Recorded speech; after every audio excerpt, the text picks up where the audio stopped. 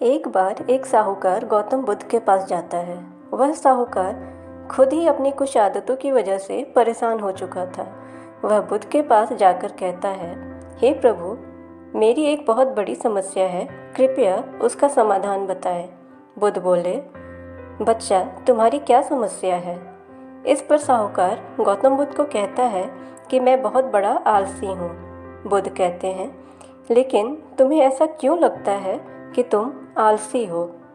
तो साहूकार कहता है, प्रभु, मेरी ज़िंदगी और मेरा दिनचर्या धीरे धीरे खराब होता जा रहा है, इसलिए मुझे ऐसा लगता है कि इसका कारण मेरा आलस्य ही है, क्योंकि मैं कोई भी काम समय पर नहीं कर पाता हूँ। यह बात सुनकर बुद्ध बोले कि तुम मुझे साबित करो कि तुम बहुत ही बड़े आलसी हो। साहूकार कहता है, प्रभु, मैं क्या, मेरे घर वाले भी मुझे यही कहते रहते हैं कि तुम बहुत ही आलसी हो, क्योंकि मुझे सभी समझाते हैं सुबह जल्दी उठना चाहिए, जो कि सेहत के लिए बहुत अच्छा होता है और इससे शरीर में स्फूर्ति भी बनी रहती है। फिर भी मैं देर से ही उठता हूँ, जो कि मेरा पहला आलस्य का कारण है।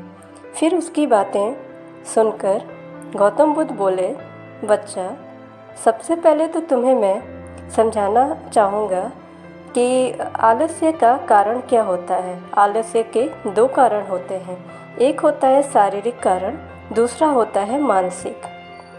अगर मैं शारीरिक कारण की बात करूं तो वो है हमारा खान पान। साहूकार कहता है, खान पान? उसे यह बात सुनकर अजीब सा लगता है।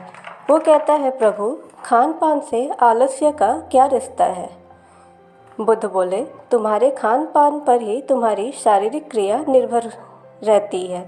इसलिए शास्त्रों में कहा गया है, जैसा अन्न वैसा मन।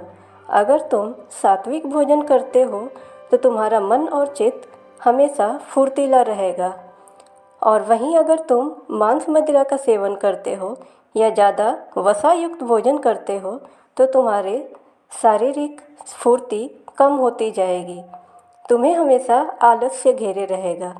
दूसरा शारीरिक कारण है तुम्हारे उठने बैठने का तौर तरीका। तुम्हारे उठने बैठने के तरीके से ही और तुम्हारे सोचने के तरीके से ही तुम्हारा आलस्य जुड़ा रहता है। अगर तुम्हारी मुद्रा, उठने बैठने का तरीका सही नहीं है तो तुम्हारा आलस्य बढ़ता जाएगा। तीसरा आलस्य का शारीरिक कारण है देर से सोना और सुबह देर से जगना, जिसका कि दिनचर्या पर बहुत बुरा प्रभाव पड़ता है और तुम आलसी हो जाते हो। गौतम बुद्ध बोले, यह शारीरिक कारण है तुम्हारे आलस्य का। अब मैं तुम्हारी मानसिक कारण भी बता देता हूँ। पहला कारण है, तुम स्वयं पर कितना विश्वास रखते हो। कई बार हमें खुद पर बिल्कुल भरोसा नहीं रहता कि हम किसी काम को अंजाम दे पाएंगे। हमने जो काम करने की ठानी है, हम उसे सफल कर लेंगे। हमें लगता है कि यह काम हमसे तो होगा ही नहीं। सबसे पहले हमें खुद पर विश्वास रखना चाहिए। अगर हम खुद पर विश्वास रखेंगे तभी दूसरे भी हम पर भरोसा करेंगे। अगर हम खुद पर ही विश्वास नहीं करेंगे तो दुनिया हम पर कैसे विश्वास करेगी?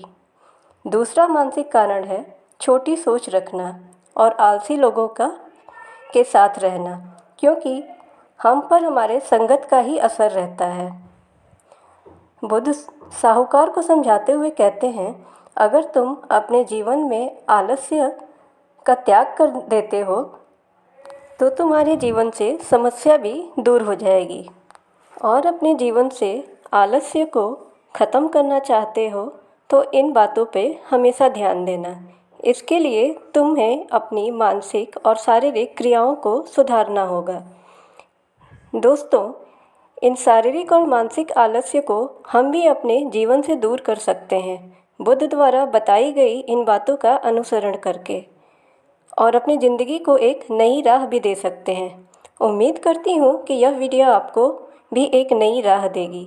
ऐसे वीडियोस पाने के लिए हमारे चैनल को सब्सक्राइब करें और नोटिफिकेशन बेल ज़रूर दबाएं, ताकि हमारी सारी वीडियोस आप तक पहुँच पाएँ। लाइक ज़रूर करें फ्रेंड्स, क्योंकि आपका एक लाइक हमें बहुत मोटिवेशन देता है। सो मिलते हैं नेक्स्ट वीडियो में एक नई बौद्ध कथा के साथ।